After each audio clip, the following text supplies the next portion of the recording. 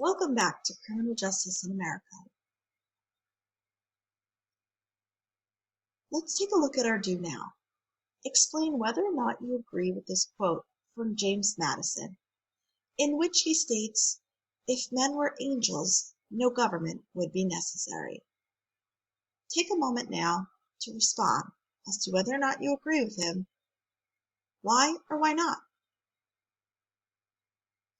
Chapter 1. Chapter 1, we're going to look at different aspects of a crime. But for today's lesson, we're going to focus on the basics, classifications, and elements of crimes. The basics of a crime. As we explored before, criminal cases are very different from civil cases. A criminal case focuses around two main questions.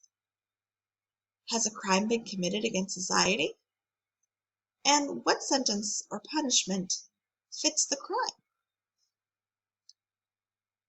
Let's take a look now at some sources of common law. Sources of criminal law. Criminal laws spring from two major sources. The first are laws passed by legislatures. In other words, laws that are passed by Congress. Next, we have common law, or laws made by judges. These are based on legal precedents, meaning that there was an example of a case that was similar that is used to determine future cases. Now let's explore some classifications of offenses. Common law is divided into two main categories: felonies and misdemeanors. Some common law felonies include things like murder, manslaughter, rape, sodomy, robbery, burglary, arson, and larceny. There are differences between the ones that are listed here, like murder and manslaughter. We'll explore that, as well as the differences between robbery and burglary, in a later lesson. Rape and sodomy are felonies, and they're both forms of sexual assault. There are other forms of sexual assault which are considered misdemeanors, but these are specifically felonies. These are just some examples of common law felonies. There are others, but I can only list a few for now.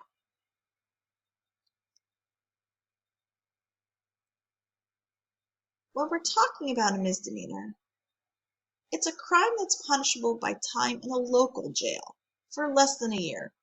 So maybe your local city has a jail that it runs.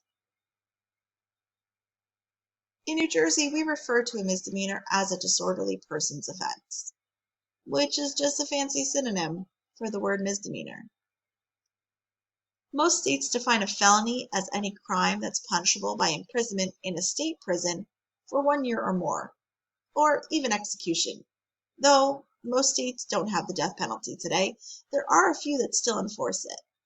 In New Jersey, we also call a felony an indictable offense, or just a crime. Let's look at this same information in a different way. That's better. So misdemeanors can be less serious, whereas felonies are more serious. The time that you can spend imprisoned varies between the two. A misdemeanor, you can only get up to a year, whereas a felony, it's a minimum of a year or more. A misdemeanor you would go to jail for, but a felony you'd end up in a state or federal prison. Let's apply what we learned to a class activity called felony or misdemeanor. This activity can be found on page 9 of the chapter reading. In this class activity, there are 8 different scenarios of criminal acts. Using the graphic organizer that's provided on Schoology, determine if the adults in the given scenario are committing a crime, why or why not, and if they are, is this crime a felony or a misdemeanor, and why? Feel free to use the slide that was previously presented with the list of some of the examples of different felonies. When you're done, come back to this video to continue learning about the elements of a crime.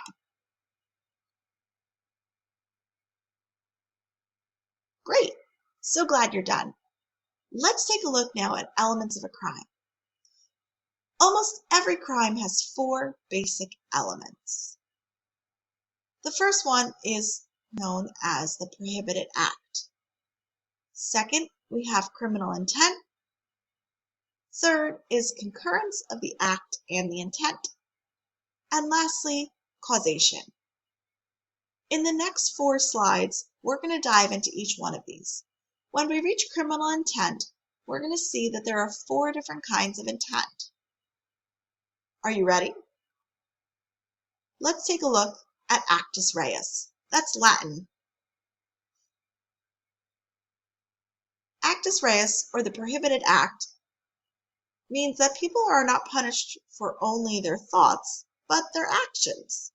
So, if you murder someone, then you've killed them, and you would be punished for it. That's a prohibited act.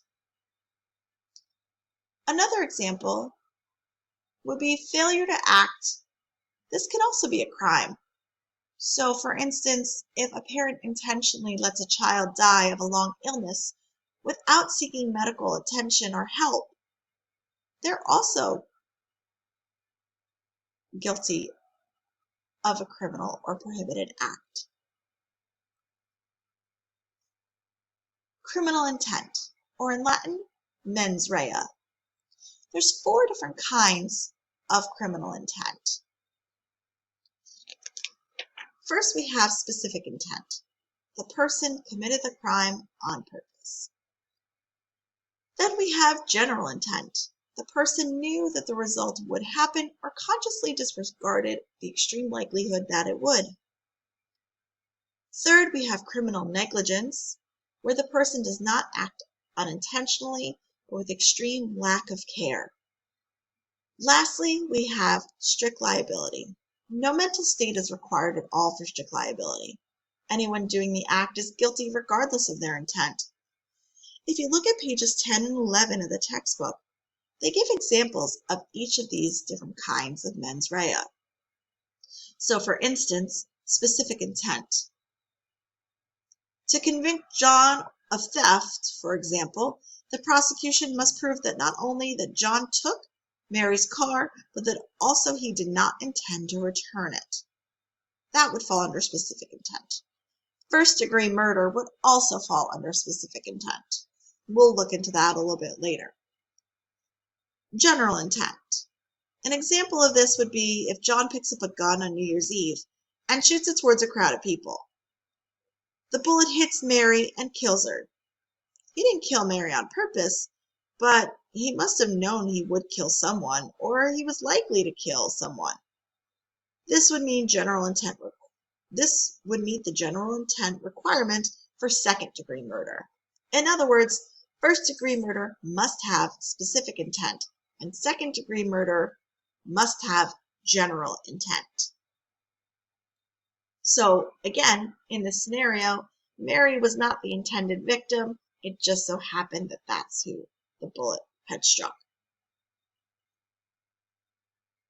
For criminal negligence, John is drag racing down a city street when Mary, a pedestrian, steps in front of his car and she's killed. This is vehicular manslaughter. He didn't kill her on purpose, but he's clearly being careless when he hits the pedestrian and she dies. The last example of strict liability that the book gives is the crime of bigamy.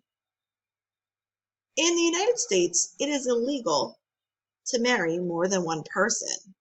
So, for instance, if John believes he's divorced his wife, but it turns out the paperwork never went through and he didn't know, but he marries his second wife anyway, he can be convicted of bigamy even though he didn't know.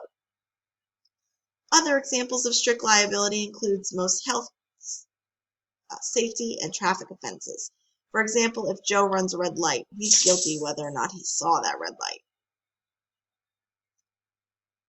The next element of the crime that we're going to look at is concurrence of the act and intent.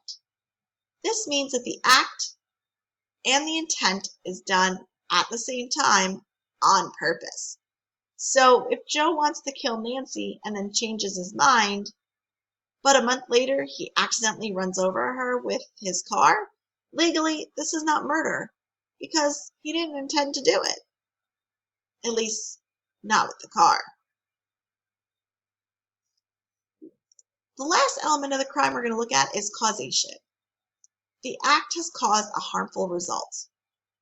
So if Marge poisons Homer's donut, and Homer goes to reach for the donut, but he slips and falls on his head, and he dies from blunt force trauma from hitting his head. Marge can't be found guilty of murder because she didn't cause his death. The slip and fall did. So putting poison in his donut did nothing at all. Let's look at these elements of a crime in a different way. This chart is found on page 10 of your textbook. It presents the same information that I just provided to you in a different visual manner. Now we're going to apply what we learned to the class activity on page 11.